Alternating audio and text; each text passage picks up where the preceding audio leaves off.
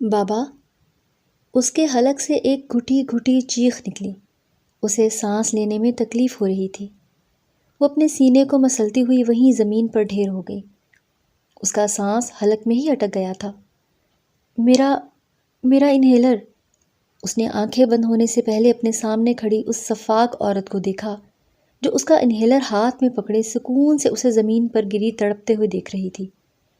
اس نے بے ہوش ہونے سے پہلے فریاد کی، اپنا ہاتھ پھیلانا چاہا، مگر دل کی دھڑکن رک رہی تھی۔ پھر اس کے سر پر زمین اور آسمان گھوم گئے۔ آنکھوں کے سامنے گہرا اندھیرا چھایا۔ کہیں دور سے اس نے ایسا محسوس کیا کہ کوئی اس کا گال تھپ تھپا رہا تھا۔ ایزل، ایزل، آنکھیں کھولو، ادھر دیکھو میری طرف۔ وہ کسی مرد کی بھاری اور سنجیدہ آواز تھی۔ ہاں، وہ یہ آواز پہچان سکتی تھی، مگر اس آواز میں ایک گہری فکر تھی۔ ولی؟ ایزل کے لبوں سے ایک ٹوٹی پھوٹی سرگوشی نکلی اور پھر وہ اس کی باہوں میں ہی جھول گئی۔ شہر کی سڑکیں اپنے ازلی انداز سے جال بنے کھڑی تھیں۔ اس کی گاڑی ہمیشہ کی طرح آج بھی اپنے آفس کی طرف رواں دواں تھی۔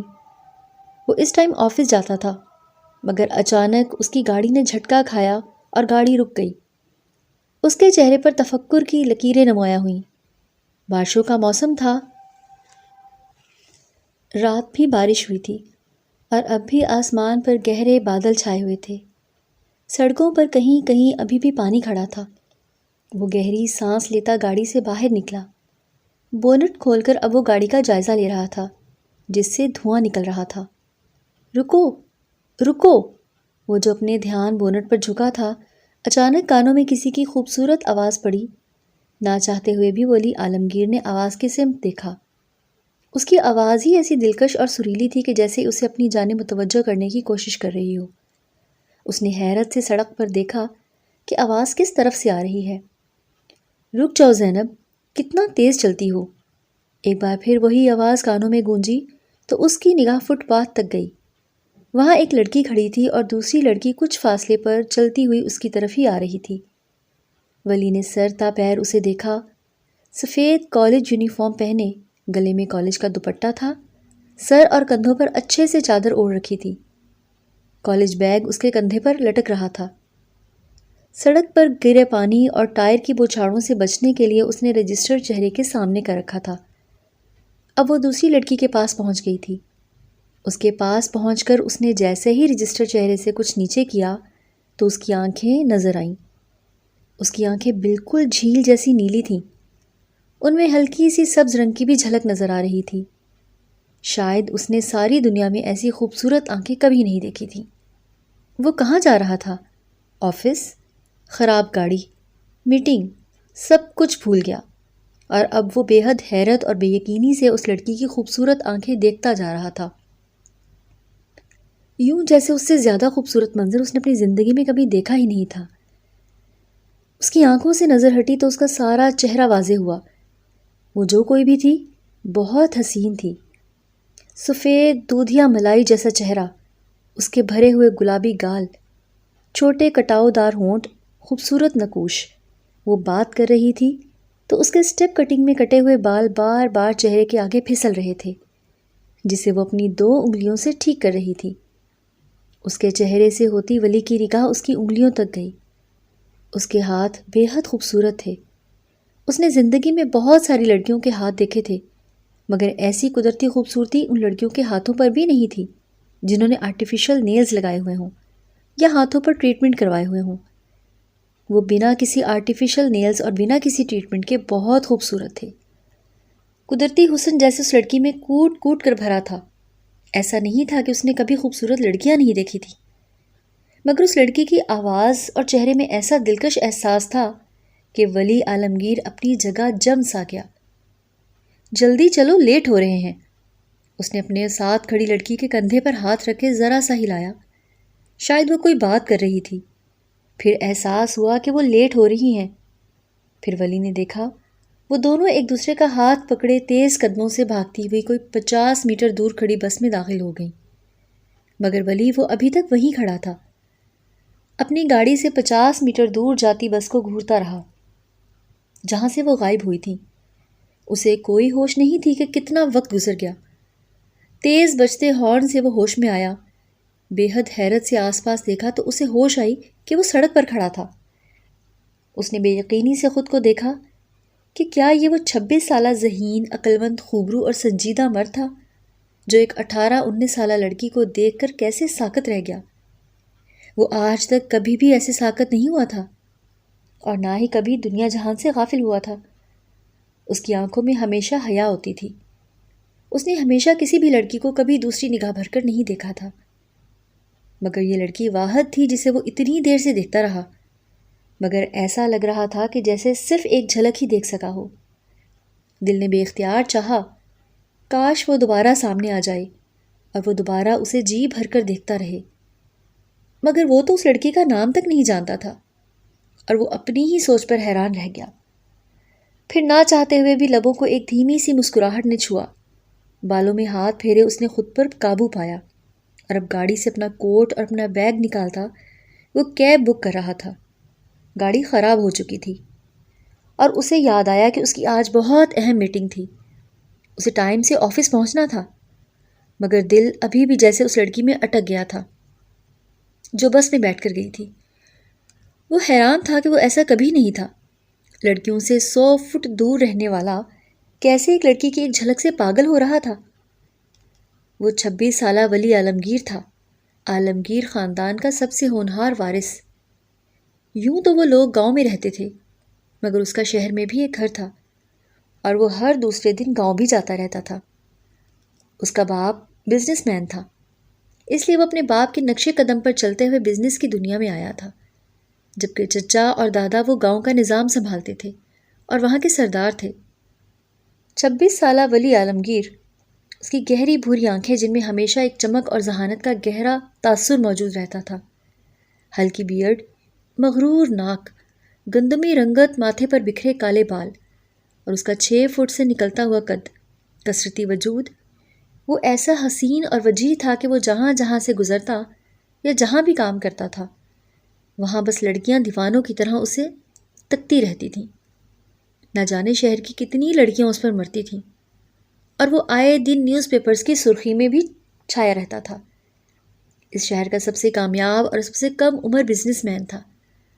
اسے ابھی بزنس میں آئے صرف 1 سال ہوا تھا، مگر اپنے باپ سے ملی ذہانت اور اپنے ذہین دماغ کا استعمال کرتے ہوئے اس نے ایسے ایسے پروجیکٹس کر لیے تھے کہ جو 40 سال کے تجربہ کار بزنس مین بھی ابھی تک نہیں کر سکے تھے۔ اس لیے وہ دنوں میں ہی مقبول ہو چکا تھا۔ یہ کم عمر بزنس مین ایک نامعلوم لڑکی کے عشق میں گرفتار ہو چکا تھا اور اسے احساس ہو گیا تھا کہ وہ لڑکی اس کی سانسیں روکنے کا ہنر رکھتی ہے اور اگر وہ پھر دوبارہ اس کے سامنے آ جائے تو شاید اس کا دل دھڑکنا رک جائے۔ وہ اس لڑکی کی ایک جھلک دیکھنے کے لیے اب کچھ بھی ہار سکتا تھا، مگر وہ جانتا تھا شاید یہ حسین اتفاق اب دوبارہ کبھی نہ ہو۔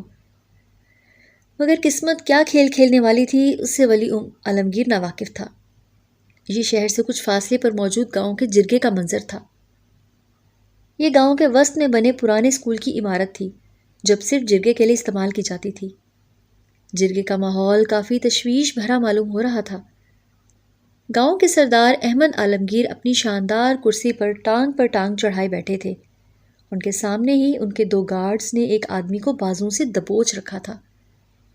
وہ یہی کوئی 28-23 سالہ جوان مرد تھا جس کے چہرے پر بے بسی واضح تھی۔ تم جانتے ہو تم نے کیا کیا ہے؟ سردار احمد عالمگیر نے سخت غصے سے پوچھا۔ لڑکا گارڈ سے خود کو آزاد کروانے کی کوشش کر رہا تھا۔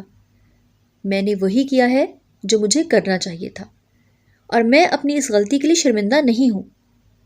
گارڈز کی پکڑ میں کھڑے شخص کے چہرے پر ابھی بھی ویسا ہی غصہ تھا۔ کسی نے احمد عالمگیر کے دل پر چھریاں چلا دیں۔ ہم تمہیں اپنے پوتے سعد کا بہترین دوست سمجھتے تھے، مگر تم نے اپنے ہی دوست کو جان سے مار دیا۔ آخر ایسا بھی کیا غلط کر دیا تھا اس نے؟ وہ سخت طیش کے عالم میں پوچھ رہے تھے۔ آپ کا پوتا میرا اچھا دوست تھا، صرف تب تک جب تک اس نے میرے گھر کی عزت کو عزت سمجھا۔ جب اس نے میرے گھر کی عزت پر میلی نگاہ ڈالی اور اپنی حد پار کرنے کی کوشش کی تو ایک بھائی اور باپ ہونے کی حیثیت سے میں نے صرف اپنی بہن کی حفاظت کی۔ اگر وہ ایسی حرکت نہ کرتا تو شاید آج قبر میں نہ ہوتا۔ وہ سردار عالمگیر صاحب کے پوتے سعد عالمگیر کا دوست تھا۔ دونوں اسکول کے زمانے سے ایک ساتھ پڑھتے تھے اور پھر کاشف شہر چلا گیا۔ بہت چھوٹا تھا جب اس کی ماں کی موت ہو گئی تھی اور اس کی ایک ہی چھوٹی بہن تھی، ایزل۔ اس نے اپنی بہن کو ہمیشہ اپنی بیٹی کی طرح چاہا اور اس کی اچھی تربیت کی تھی۔ 2 سال پہلے ہی اس کی شادی ہوئی تھی اور ابا بہت بیمار رہنے لگے تھے، اور چند ماہ پہلے ابا کی موت ہو گئی تھی۔ اب اس کی فیملی میں صرف اس کی بہن اور بیوی ہی رہ گئی تھی۔ سعد جب بھی شہر جاتا اس سے ملنے چلا جاتا تھا۔ ان دونوں دوستوں کا ایک دوسرے کے ساتھ اچھا بانڈ تھا، مگر جیسے جیسے کاشف کی بہن ایزل بڑی ہوتی گئی ویسے ویسے سعد کی نظریں اس کے لیے بدلنے لگیں، اور ایک روز تو حد ہی ہو گئی۔ کاشف اور اس کی بیوی دونوں کسی کام سے بازار گئے ہوئے تھے جب سعد ان کے گھر آیا۔ گھر میں ایزل اکیلی تھی۔ اس نے بتایا کہ کاشف گھر نہیں ہے، تو وہ یہ کہہ کر زبردستی اندر آ گیا کہ کوئی نہیں، میں اندر بیٹھ کر انتظار کر لوں گا۔ اب وہ معصوم نہ سمجھ اور زمانے کے بھیڑوں سے انجان لڑکی کیا کہتی اسے؟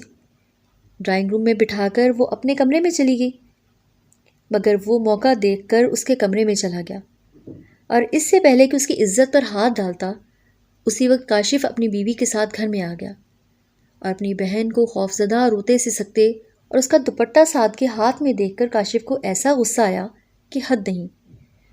اس نے ٹیبل پر بڑا گلدان اٹھا کر غصے میں سعد کے سر پر دے مارا، جس وجہ سے موقع پر ہی سعد کی موت ہو گئی۔ جو بھی تھا، لیکن دوستی پر وہ اپنی بہن قربان نہیں کر سکتا تھا۔ اسے امید نہیں تھی کہ اس کا اپنا دوست اتنا گھٹیا ہوگا۔ ایسا ہے تو پھر اس گاؤں کے قانون کے مطابق خون کا بدلہ خون ہوگا۔ احمد عالمگیر کی سخت آواز کانوں میں گونجی تو کاشف نے اذیت سے آنکھیں میچی۔ مجھے موت سے ڈر نہیں لگتا، مجھے فخر ہوگا کہ میں آپ کے پوتے جیسے بھیڑیے کو مار کر مر رہا ہوں۔ اس کا سکون، اس کی انا ابھی بھی وہیں کی وہیں تھی، جس نے احمد عالمگیر کے وجود میں مزید چنگاریاں سی بھڑکا دیں۔ اس سے پہلے کچھ کہتے ان کے پیچھے کھڑا ان کا بیٹا حماد ان کے کان کے پاس جھکا۔ مارنے سے سکون نہیں ملے گا ابا حضور، آپ کو چاہیے کہ اس شخص کو تڑپائیں۔ اس نے آپ کے لاڈلے پوتے کی جان لی ہے، اور اب ہم اس سے اس کی قیمتی چیز چھینیں گے، وہی چیز جس کی خاطر اس نے میرے بیٹے کی جان لی ہے۔ حماد عالمگیر کے رگوں میں بدلے کی آگ بھڑک رہی تھی، جو صرف قتل کرنے سے ہی ٹھنڈی نہیں ہو سکتی تھی۔ دادا کچھ سوچنے لگے، لیکن کیسے؟ انہوں نے حیرت سے حماد کو دیکھا۔ ان کا بڑا بیٹا حیدر یہاں نہیں تھا۔ ہمارے خاندان میں اب صرف ایک جوان بچا ہے، اور تم جانتے ہو ولی شاید ونی جیسی رسم کو نہ مانے۔ حماد عالمگیر کی ولی لینے کی بات سن کر احمد عالمگیر نے انہیں بتانا ضروری سمجھا۔ میں جانتا ہوں، لیکن ولی ہمارا خون ہے، اور اسے بھی سعد اتنا ہی عزیز ہے جتنا ہمیں عزیز تھا۔ میں جتنا کہہ رہا ہوں بس آپ اتنا کریں۔ جب اس کی بہن ہماری حویلی میں آئے گی اور ہماری حویلی کا ظلم و ستم سہے گی، تب اس کی روح ہر لمحے مرے گی، اور اسے ایک بار مارنے سے ہر لمحے مارنا زیادہ سکون دے گا۔ 2 دن پہلے انہوں نے اپنا جوان بیٹا کھویا تھا، اس لیے اس وقت بدلے کی آگ بھڑک رہی تھی۔ سعد ان کا اکلوتا بیٹا تھا، اور اکلوتے بیٹے کا دکھ، وہ بھی جوان، ان کا اکیلا وارث، اس کی موت کا دکھ اتنی جلدی ان کے دل و دماغ سے جانے والا نہیں تھا۔ ٹھیک ہے، اس کا باپ مان گیا تھا، یہ بہت بڑی بات تھی۔ اب حماد عالمگیر کو اپنے رگوں میں سکون سرایت کرتا محسوس ہوا۔ اگر تمہیں اتنا ہی موت بے خوف کر چکی ہے تو ہم تمہاری جان نہیں لیں گے، مگر بدلہ تو ہوگا۔ اس لیے گاؤں اور روایات کے مطابق جس کی وجہ سے یہ سب کچھ ہوا ہے، اب وہی سزا بھگتے گی۔ عالمگیر خاندان اپنے نوجوان کے قتل پر ونی کا مطالبہ کرتا ہے۔ سردار صاحب کا فیصلہ سنا تھا کہ کاشف کے تن بدن میں آگ لگ گئی۔ ہرگز نہیں، خبردار اگر کسی نے میری بہن کی طرف ایک میلی نگاہ اٹھا کر بھی دیکھا تو سب کی جان لے لوں گا۔ وہ غصے سے چیخا تھا، تو احمد عالمگیر کہکہا لگا کر ہنس پڑے۔ تمہیں کیا لگتا ہے کہ تم اپنی جان کے بدلے اپنی بہن کو بچا سکتے ہو؟ اگر ہم یہاں تمہیں مار دیں اور تمہاری موت کے بعد تمہاری بہن کو ونی لے لیں تو کیا کرو گے تم؟ تمہارے پاس اب کوئی راستہ نہیں ہے۔ ان کے الفاظ جیسے کاشف کے دماغ میں سیسے کی طرح اتر رہے تھے۔ اگر اپنی بہن اتنی عزیز ہے تو پھر اپنی عورت دے دو۔ حماد عالمگیر نے جیسے کاشف کے تن بدن میں کانٹے چبھو دیے۔ اپنی زبان سنبھال کر بات کریں، آپ بڑے ہیں تو میں آپ کا لحاظ کر رہا ہوں۔ خبردار کسی نے میری بیوی کی طرف میلی نگاہ اٹھا کر دیکھا تو یہاں خون کی ندیاں بہہ جائیں گی۔ بے شک وہ گارڈز کی گرفت میں تھا، مگر وہ پھر بھی ان لوگوں سے زبان کی جنگ لڑ رہا تھا۔ تمہارے ہاتھ میں ہے بیوی اور بہن، دونوں میں سے کسی ایک کا انتخاب کر لو، ورنہ تمہاری جان لے کر بھی وہ دونوں تباہ ہو جائیں گی۔ ہمیں ونی کی شرط منظور ہے۔ اس سے پہلے کہ کاشف کچھ کہتا، مجمع کو چیرتی ہوئی ایک نسوانی آواز نے سب کو چونکا دیا۔ سب کی نگاہ ہجوم سے پیچھے گئی، جہاں سے دو جوان لڑکیاں اندر داخل ہو رہی تھیں۔ ایک کچھ بڑی عمر کی، یہی کوئی 25-26 سالہ لڑکی تھی، اور دوسری 18-19 سالہ۔ میرے شوہر کو چھوڑ دیں، ہم ونی دینے کے لیے تیار ہیں۔ کاشف نے بے یقینی سے اپنی بیوی کو دیکھا۔ یہ کیا کہہ رہی ہو تم؟ اور تم دونوں یہاں کیوں آئی ہو؟ وہ سخت غصے میں آ گیا تھا۔ بہت ہو گیا، آپ کو کیا لگتا ہے میں آپ کی بہن کو بچا کر آپ کو مرنے دوں گی؟ اگر آپ کو کچھ ہو گیا تو میرا اور ہمارے بچے کا کیا ہوگا جو اس دنیا میں آنے والا ہے؟ اس کے الفاظ نے کاشف کو ساکت کر دیا۔ یہ کیسا انکشاف تھا جو اس پر اتنے ہجوم کے درمیان میں ہوا تھا؟ اس کی بیوی زارا چلتی ہوئی اس کے پاس آئی۔ اگر آپ نے آج اپنی جان دے کر اپنی اس بہن کو بچایا تو میں قسم کھاتی ہوں کہ آپ کے سامنے خودکشی کر لوں گی۔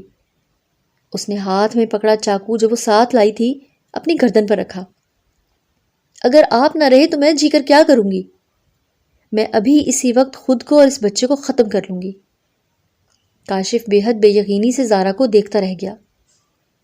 یہ کیا پاگل پن ہے زارا؟ جاؤ یہاں سے۔ اس کا دماغ گھوم کر رہ گیا تھا۔ نہیں کاشف، آج فیصلہ ہو کر ہی رہے گا۔ آپ کے لیے کون زیادہ ضروری ہے، آپ کی اپنی فیملی یا پھر آپ کی یہ بہن جس نے ایک نہ ایک دن تو بیاہ کر کسی نہ کسی کے گھر میں تو جانا ہی ہے؟ وہ جانتا تھا کہ زارا اس کو ایزل کچھ خاص پسند نہیں ہے، مگر وہ اس سے اتنی نفرت کرتی ہوگی یہ اسے امید نہیں تھی۔ وہ میری بہن ہے اور میری پہلی اولاد ہے زارا، کاشف نے بے بسی سے سمجھانا چاہا۔ تو ٹھیک ہے، اپنی بہن کو بچائیں اور مجھے کھو دیں، یہ منظور ہے آپ کو؟ وہ سختی سے کہہ رہی تھی۔ گاؤں کے سب مرد یہاں تک کہ سردار عالمگیر یہ تماشا بہت دلچسپی سے دیکھ رہے تھے، جیسے انہیں دیکھنے کے لیے لائیو شو مل گیا ہو۔ بھابھی ٹھیک کہہ رہی ہیں بھائی، غلطی میری ہے، ان سب کی قصوروار میں ہوں، تو پھر سزا مجھے ملنی چاہیے۔ کاشف نے بے حد بے یقینی سے اسے دیکھا تھا، جس نے اپنا چہرہ اچھے سے چادر میں ڈھانپ رکھا تھا۔ اس کی آواز جیسے ہی مجمع میں گونجی تو سب کی آنکھیں حیرت سے پھیلیں۔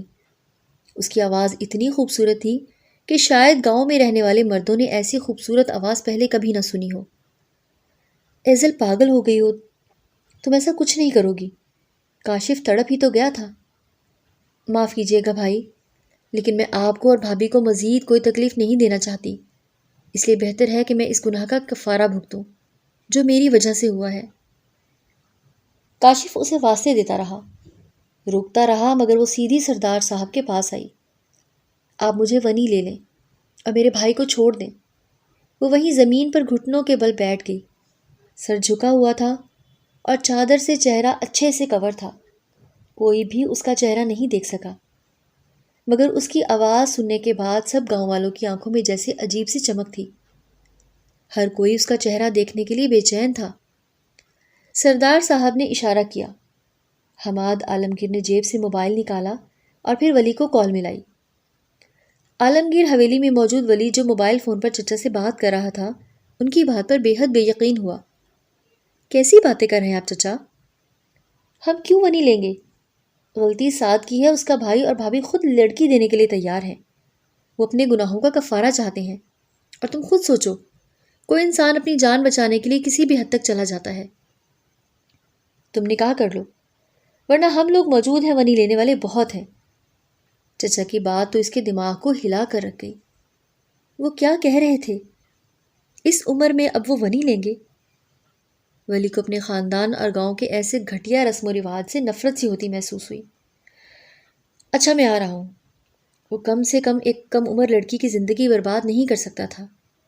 اب اس کا رخ جرگے کی جانب تھا، مگر جیسے اس نے حویلی کی دہلیز پار کی ایک پل کے لیے اس کی آنکھوں کے سامنے چند ماہ پہلے کا وہ دن گھوما جب سڑک پر اس نے اس خوبصورت آنکھوں والی لڑکی کو دیکھا تھا۔ کاش اللہ آپ نے اسے میرا کر دیا ہوتا، مگر شاید میری قسمت میں وہ نہیں ہے۔ اس کی آواز میں حسرت ہی حسرت تھی۔ وہ گہری سانس لیتا جرگے میں جا چکا تھا۔ کاشف کے چہرے پر اب بے بسی کا تاثر تھا۔ گارڈز نے اسے چھوڑ دیا تھا اور وہ کچھ فاصلے پر زارا کے پاس کھڑا تھا۔ اس کی آنکھوں کے سامنے اس کی پیاری بہن نے خود کو کسی اور کے نکاح میں دے دیا، ایسے شخص کے نکاح میں جسے وہ جانتی بھی نہیں تھی۔ کاشف کی ولی سے کبھی ملاقات نہیں ہوئی تھی، بس ساتھ سے اس کا ذکر سنا تھا، مگر ہاں اس نے اسے نیوز میں دیکھا ضرور تھا، مگر وہ نہیں جانتا تھا کہ ولی کیسا انسان ہے، کیا وہ اس کی بہن کے ساتھ کوئی اچھا سلوک رکھے گا یا نہیں۔ ولی نے بوجھل دل کے ساتھ نکاح نامے پر دستخط کر دیے۔ اس کے سامنے کچھ فاصلے پر وہ چادر میں کور بیٹھی تھی، یہاں تک کہ وہ اس کی آنکھیں بھی نہیں دیکھ سکا۔ وہ نہیں جانتا تھا وہ کون ہے جو اب اس کے نکاح میں دی جا چکی ہے، مگر وہ مزید ایک لمحے کے لیے وہاں نہیں رک سکتا تھا۔ وہ حویلی آیا۔ ملازمہ ایزل کو جو ابھی اس کے نکاح میں آئی تھی اسے اندر لے کر جا چکی تھی، مگر اس کا دل اس پر جیسے کسی نے آری چلا دی تھی۔ دل کی دنیا پر تو کوئی اور ہی براجمان تھی، مگر اب نکاح کسی اور سے ہی کر چکا تھا۔ وہ ایک پل کے لیے حویلی میں نہیں رہنا چاہتا تھا، فوراً نکل آیا اور شہر چلا گیا۔ وہ ساری رات اور سارا دن فضول ہی سڑکوں پر گاڑی دوڑاتا رہا، اور خاص طور پر اس راستے پر جہاں پر اس نے پہلی اور آخری بار اس لڑکی کو دیکھا تھا، کہ شاید اس کی ایک جھلک دیکھنے کو مل جائے، مگر اسے وہ کہیں نظر نہ آئی۔ وہ پورے 24 گھنٹے بعد حویلی میں داخل ہوا تھا۔ وہ 24 گھنٹوں کے لیے بھول ہی چکا تھا کہ وہ اب کسی سے نکاح کر چکا ہے، اور اس کی بیوی کے ساتھ حویلی والوں نے کیسا سلوک کیا ہوگا۔ وہ جیسے ہی حویلی میں داخل ہوا تو کانوں میں نمرا کی چیخوں کی آواز پڑی۔ وہ جانتا تھا کہ نمرا اکثر ملازموں پر چیختی رہتی ہے۔ اس کے چچا حماد عالمگیر کی بیٹی تھی، اور کچھ سال پہلے ہی دادا نے ان دونوں کی منگنی کروا دی تھی، مگر اسے نمرا کی بدتمیزی اور منفی سوچ بالکل پسند نہیں تھی۔ تمہاری ہمت کیسے ہوئی مجھ سے میرا ولی چھیننے کی؟ وہ کچن کی طرف آیا تو آوازیں مزید واضح ہوئیں۔ وہ کسی کو ڈانٹ رہی تھی۔ چھوڑیں، میں نے کچھ نہیں کیا۔ اور پھر اچانک ولی کے کانوں میں ایک لرزتی ہوئی آواز پڑی۔ اسے ایسا محسوس ہوا کہ اس آواز کو جیسے پہلے بھی سن رکھا ہو۔ یہ آواز جیسے اس کے دل کے بہت پاس تھی، اور پھر دماغ میں جھماکا سا ہوا۔ رکو رکو! فٹ پاتھ پر بھاگتی لڑکی کی آواز۔ ہاں، یہ تو وہی آواز تھی۔ او اللہ! اس کا دماغ گھوم کر رہ گیا، اور پھر اس کے کانوں نے ایک دلخراش چیخ سنی۔ وہ تیزی سے کچن میں داخل ہوا تو دیکھا نمرا نے اپنے ساتھ کھڑی لڑکی کا ہاتھ گرم چولہے پر رکھ دیا تھا۔ اس لڑکی کا چہرہ نہیں دیکھ سکا، مگر چادر اور کپڑے بتا چکے تھے کہ یہ وہی لڑکی تھی جو ایک دن پہلے اس کے نکاح میں دی گئی تھی۔ مگر اس کی چیخیں، اس کی سسکیاں، کسی نے ولی کے وجود کو موت نابود کر دیا۔ وہ کبھی بھی اتنا ظالم نہیں تھا کہ اپنی بیوی کے ساتھ ایسا سلوک ہوتے دیتے دکھتا، چاہے وہ کوئی بھی ہو۔ وہ تیزی سے آگے بڑھا۔ نمرا! اس کی دھاڑ اتنی اونچی تھی کہ نمرا نے ایک جھٹکے سے پیچھے دیکھا۔ وہ اس کے پاس آتا ایک لمحے سے پہلے اس کے ہاتھوں سے ایزل کا ہاتھ چھڑوا چکا تھا۔ یہ کیا بےہودگی ہے؟ تمہاری ہمت کیسے ہوئی اس کے ساتھ ایسا سلوک کرنے کی؟ وہ بولا نہیں تھا، چیخا تھا۔ اتنا کہتے ایزل کو فوراً اپنی باہوں میں لیا۔ اس کا سارا وجود کانپ رہا تھا۔ اس کے حصار میں کھڑی وہ تھر تھر کانپ رہی تھی۔ اس کا سارا ہاتھ سرخ پڑ گیا تھا، اور وہ درد کی شدت برداشت نہیں کر پائی اور ولی کی باہوں میں ہی جھول گئی۔ ایزل؟ ہاں، وہ اس کا نام جانتا تھا۔ نکاح کے وقت یہی نام دہرایا تھا مولوی صاحب نے۔ وہ اس کے ڈھیلے پڑتے ہوئے وجود کو محسوس کرتے نمرا کو بھاڑ میں جھونکتے جیسے اس نے ایزل کا چہرہ دیکھا۔ کسی نے ولی عالمگیر کو ساکت کر دیا۔ وہ چہرہ وہی چہرہ تھا۔ سڑک پر کھڑے ولی عالمگیر کو ساکت کر دینے والی لڑکی اس وقت اس کی اپنی حویلی میں اس کی بیوی بن کر اس کی باہوں میں موجود تھی۔ یہ قسمت نے کیسا کھیل کھیلا تھا! ولی کو ایسا محسوس ہوا کہ وہ کبھی سانس نہیں لے سکے گا۔ اس نے خدا سے جسے مانگا تھا، خدا نے اسے دے دیا تھا۔ کیا خدا واقعی اس سے اتنی محبت کرتا تھا کہ اسے اس کی محبت عطا کر دی؟ ہاں، اسے ایک جھلک دیکھنے کے بعد ہی ولی اس کی محبت میں مبتلا ہو گیا تھا۔ ولی نے بے حد بے یقینی کے عالم میں ایزل کے گال کو چھو کر محسوس کیا، جیسے اس کی یہاں موجودگی کی تصدیق کر رہا ہو۔ پھر وہ بنا نمرا کو دیکھے جلدی سے اسے اپنی باہوں میں اٹھائے کچن سے باہر نکلا اور اپنے کمرے کی جانب بڑھا۔ پیچھے نمرا نے کلس کر شیلف پر مکہ دے مارا۔ احمد عالمگیر کے 2 بیٹے تھے، بڑا بیٹا حیدر عالمگیر اور چھوٹا حماد عالمگیر۔ حیدر عالمگیر کا ایک ہی بیٹا تھا اور وہ تھا ولی عالمگیر، جبکہ حماد عالمگیر کے 2 بچے تھے، بڑا بیٹا سعد عالمگیر اور اس سے چھوٹی نمرا عالمگیر۔ نمرا پاگلوں کی طرح ولی سے محبت کرتی تھی، اور جب سے دادا نے ولی کو اس کا مانگ بنایا تھا تب سے تو جیسے وہ ہواؤں میں اڑ رہی تھی۔ وہ جانتی تھی کہ ولی اسے پسند نہیں کرتا، مگر اسے کہاں فرق پڑتا تھا، کیونکہ وہ یہ بھی جانتی تھی کہ دادا نے کہہ دیا ہے تو مطلب ان دونوں کی شادی ہوگی، کیونکہ یہاں شادی خاندان میں کی جاتی ہے۔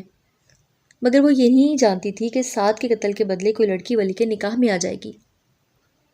وہ کل سے بہت غصے میں تھی اور بس موقع کی تلاش میں تھی کہ کب ایزل اس کے ہاتھ لگے اور وہ اس سے بدلہ لے سکے۔ اور ابھی اس کی ماں نے ایزل کو کچن کی صفائی پر لگا دیا تھا۔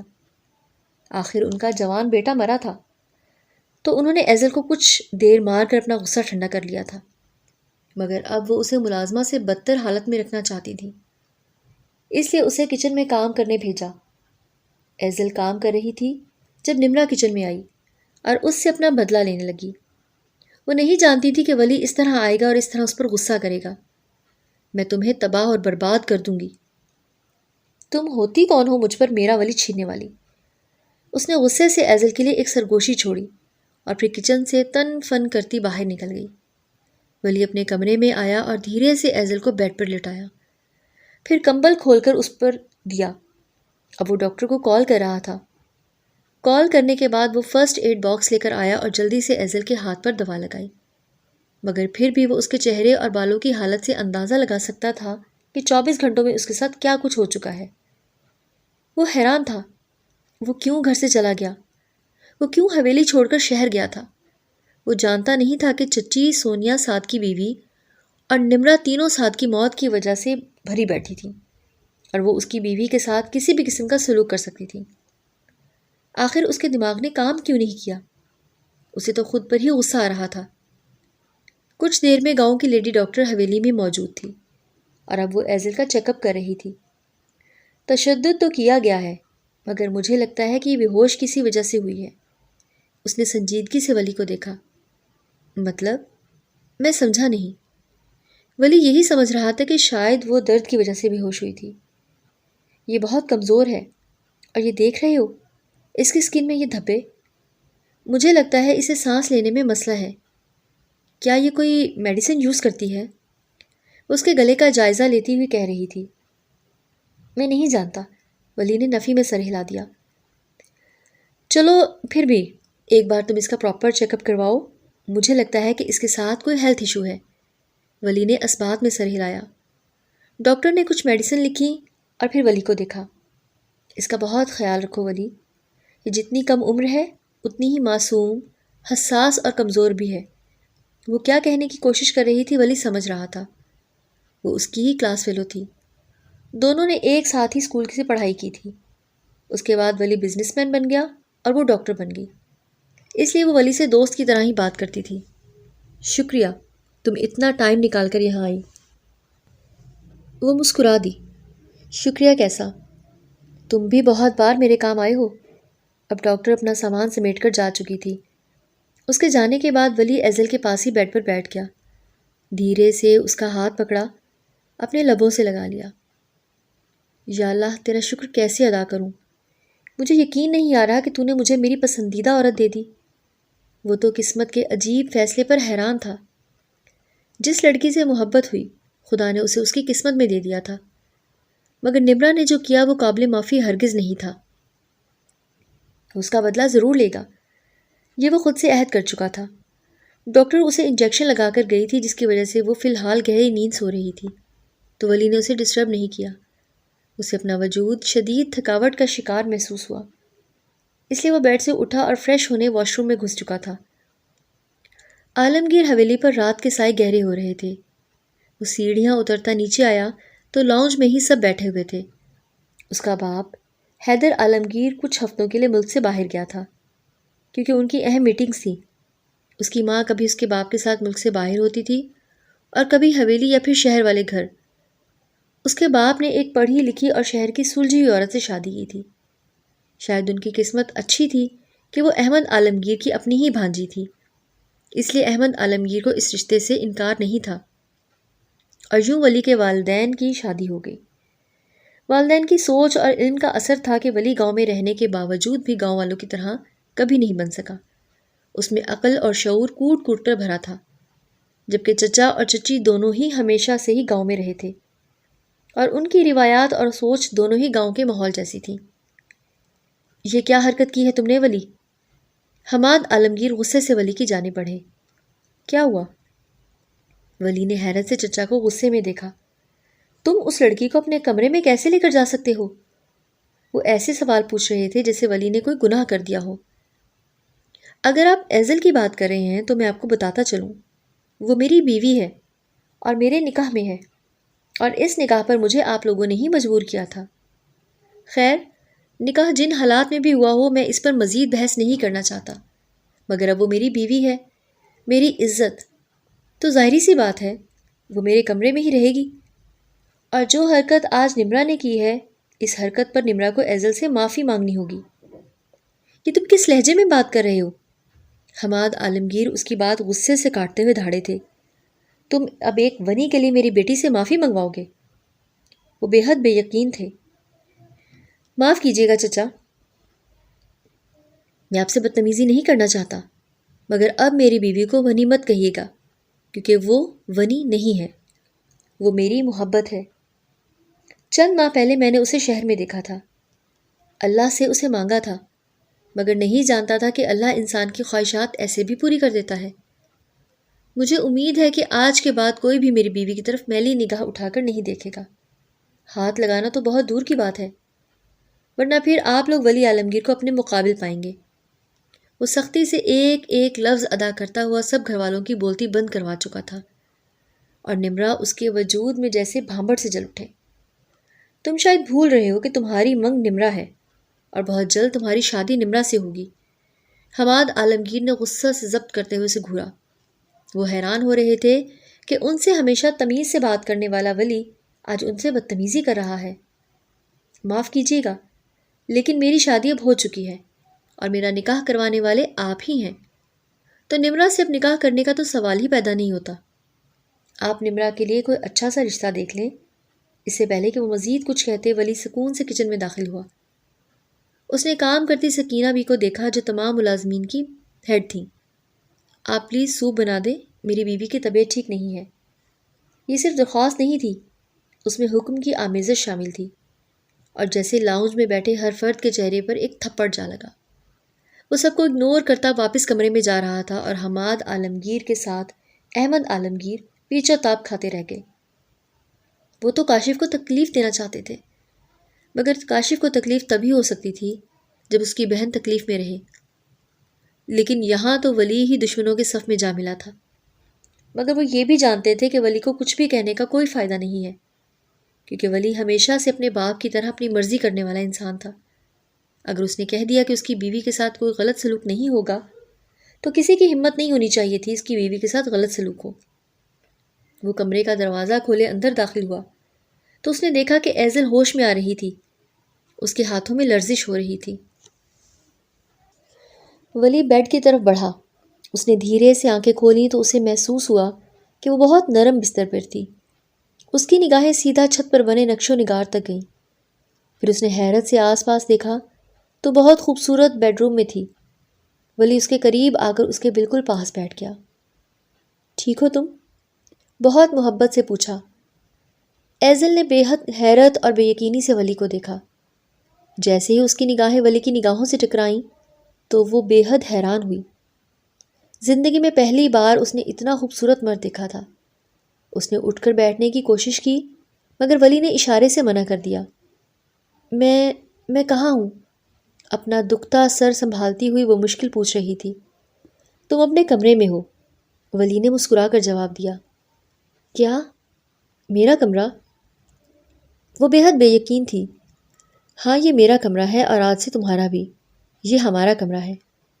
میری بیوی ہونے کی حیثیت سے آج سے تم یہی رہو گی۔ ولی کی باتیں سنتے اسے معلوم ہوا تھا کہ ولی اس کا شوہر ہے، ورنہ اس نے پہلے ولی کو نہیں دیکھا تھا۔ اس نے سمجھنے والے انداز میں سر ہلایا، پھر اس کی نگاہ اپنے ہاتھ تک گئی۔ زیادہ درد تو نہیں ہو رہی؟ ولی نے پیار سے اس کا ہاتھ دیکھتے ہوئے پوچھا تو اس نے نفی میں سر ہلایا، مگر اس کی آنکھوں میں نمی آ گئی تھی۔ ولی کو بہت تکلیف ہوئی۔ اس نے دھیرے سے ایزل کا دوسرا ہاتھ اپنے ہاتھ میں لیا۔ تم میری بیوی بن کر اس حویلی میں آئی ہو اور میری ناک کے نیچے تمہارے ساتھ ایسا سلوک ہوا۔ میں تم سے ان سب کی معافی مانگتا ہوں۔ میں نہیں جانتا تھا کہ نمرا یا چچی تمہارے ساتھ ایسا سلوک کریں گی۔ اگر مجھے اندازہ ہوتا تو میں کبھی بھی تمہیں حویلی میں چھوڑ کر نہ جاتا۔ اس نے بے حد بے یقینی سے اسے دیکھا۔ آپ مجھ سے معافی کیوں مانگ رہے ہیں؟ میں تو ونی ہوں، اور ونی کے ساتھ تو ایسا سلوک ہی کیا جاتا ہے۔ یہ سب تو ہونا ہی تھا۔ وہ بے حد بے یقین تھی، جیسے اسے امید نہیں تھی کہ جس شخص کے ساتھ اس کا نکاح ہوگا وہ اس سے معافی مانگے گا۔ ہرگز نہیں۔ پہلی بات تو یہ کہ میں ونی کی روایات کو نہیں مانتا، اور سعد نے تمہارے ساتھ بدتمیزی کرنے کی کوشش کی تھی، میں یہ جانتا ہوں، اور تمہارے بھائی کی جگہ اگر وہاں میں ہوتا تو شاید میں بھی سعد کی جان لے لیتا۔ اس لیے مجھے نہیں لگتا کہ تمہارے بھائی نے کچھ غلط کیا ہے۔ اگر سزا دینی بھی چاہیے تھی تو قانون کے دائرے میں رہ کر تمہارے بھائی کو سزا دی جا سکتی تھی، لیکن تمہیں اس طرح زبردستی میرے نکاح میں نہیں دینا چاہیے تھا۔ لیکن اگر نکاح ہو بھی گیا تو میں ہرگز بھی اپنی بیوی کے ساتھ ایسا سلوک برداشت نہیں کروں گا۔ تم مجھے بہت عزیز ہو۔ اس نے پیار سے ایزل کا گال چھوا۔ ایزل نے بے حد حیرت اور بے یقینی سے اسے دیکھا۔ میں آپ کو کیوں عزیز ہوں؟ وہ بے حد بے یقین تھی۔ وہ جس شخص سے پہلی بار مل رہی تھی وہ اسے عزیز کیوں گئی؟ ولی مسکرا دیا۔ کچھ مہینے پہلے میں نے تمہیں شہر میں ایک سڑک پر دیکھا تھا۔ تم اپنی کسی دوست کے ساتھ ہی، کیا نام تھا؟ وہ ذہن پر زور ڈالنے لگا۔ ہاں، زینب۔ تم اس سے کوئی بات کر رہی تھی اور پھر تم بس میں بیٹھ کر چلی گئی۔ ایزل بے حد بے یقینی سے اسے دیکھتی رہی۔ ویسے تو میں سنجیدہ انسان ہوں، لیکن اپنی محبت اور خاص کر اپنی محرم اپنی بیوی کے ساتھ محبت کا اظہار کرنے میں کوئی قباحت نہیں ہے۔ اس لیے میں اظہار کرتا ہوں کہ میں نے تمہیں اس روز دیکھا تو مجھے بہت خوبصورت لگی، خاص کر تمہاری آنکھیں اور تمہاری آواز۔ میں نے دنیا میں اتنی خوبصورت آنکھیں اور خوبصورت آواز کبھی کسی کی نہیں سنی، اور مجھے ایک ہی نظر میں تم سے محبت ہو گئی۔ دل نے بہت چاہا کہ تمہیں ڈھونڈوں، تمہیں دیکھوں، تم سے بات کروں۔ اللہ سے دعا مانگی تھی کہ یا اللہ مجھے وہ لڑکی دے دے۔ میں نہیں جانتا تھا کہ خدا مجھے اتنی خوبصورت بیوی عطا کرے گا۔ میں جانتا ہوں کہ نکاح اچھے حالات میں نہیں ہوا، مگر میں پوری کوشش کروں گا کہ تمہارے لیے ایک بہترین شوہر بن کر رہوں۔ تمہیں کبھی بھی میری طرف سے کوئی بھی پریشانی نہیں ہوگی۔ میں تو خدا کا شکر ادا کرتا ہوں کہ اس نے مجھے اس طرح سے میری محبت عطا کر دی۔ اس نے دھیرے سے ایزل کا ہاتھ مجھ سے لگا لیا، اور ایزل بے یقینی سے اسے دیکھتی رہ گئی۔ کیا واقعی کوئی مجھ سے اتنی محبت کر سکتا ہے؟ اس کے دماغ میں چلتا سوال زبان پر آ گیا۔ اسے پتہ بھی نہ چلا۔ بالکل کر سکتا ہے، اگر اللہ پاک چاہے تو سب کچھ ہو جاتا ہے ایزل، وہ پیار سے کہہ رہا تھا۔ کیا واقعی آپ مجھ سے اتنی محبت کرتے ہیں؟ اس نے ایک بار پھر بے حد بے یقینی سے پوچھا۔ ہاں، بہت محبت کرتا ہوں تم سے۔ ولی اس کے قریب ہوا، اس کا چہرہ دونوں ہاتھوں میں لیتے اس کا ماتھا چوم لیا، اور ایزل جہاں تھی وہیں ساکت رہ گئی۔ شاید اسے ولی سے ایسے سلوک کی ہرگز بھی امید نہیں تھی۔ وہ شخص اسے اپنے باپ اور بھائی کے بعد تیسرا بے حد اچھا انسان لگا۔ اس نے ہمیشہ اپنے باپ اور بھائی کو اپنی بہن، بیٹی اور بیوی کے لیے بہت نرم، بہت اچھا دیکھا تھا، اور اسے امید نہیں تھی کہ خدا اسے اتنا اچھا شوہر نوازے گا۔ I am sorry ایزل۔ اس کا ہاتھ اپنے ہاتھ میں لیے ایک بار پھر معافی مانگ رہا تھا۔ کیا تمہیں سانس کا مسئلہ ہے؟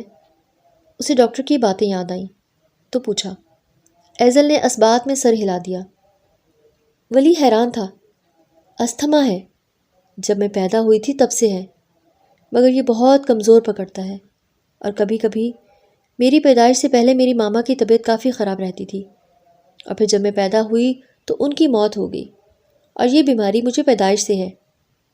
ولی کی آنکھوں میں ایک عجیب سی تکلیف ابھری تھی۔ اسے ہرگز امید نہیں تھی کہ وہ 18-19 سال سے اس بیماری سے جھیل رہی ہوگی۔ مجھے افسوس ہے، مگر میں تمہارے سارے ٹیسٹ دوبارہ کرواؤں گا، اور انشاءاللہ تم جلدی اس بیماری سے مکمل طور پر فتح پالو گی۔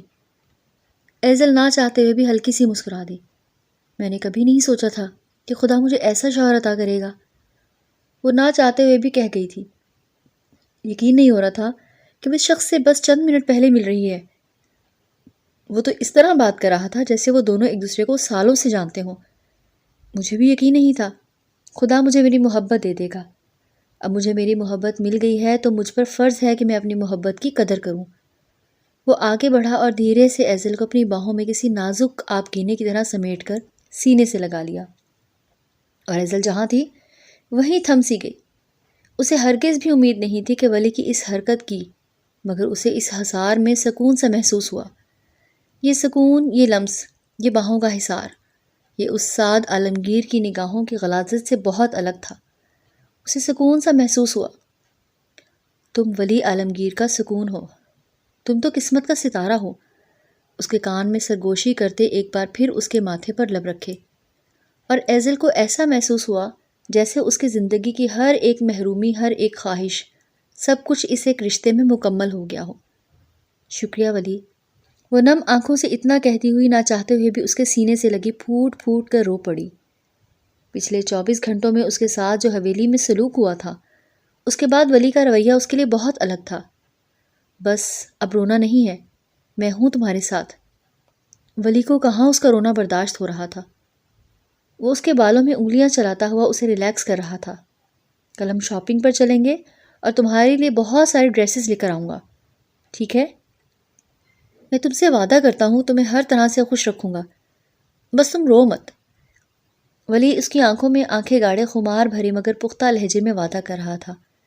ایزل کچھ دیر اسے دیکھتی رہی۔ اسے ولی عالمگیر دنیا کا سب سے خوبصورت مرد محسوس ہو رہا تھا۔ کیا میں اپنے بھائی سے مل سکتی ہوں؟ گھبراتے ہوئے اپنی خواہش زبان پر لائی۔ ہاں ضرور، کیوں نہیں، میں کل ملوا لاؤں گا۔ اس سے پہلے ایزل کچھ کہتی کمرے کے دروازے پر دستک ہوئی۔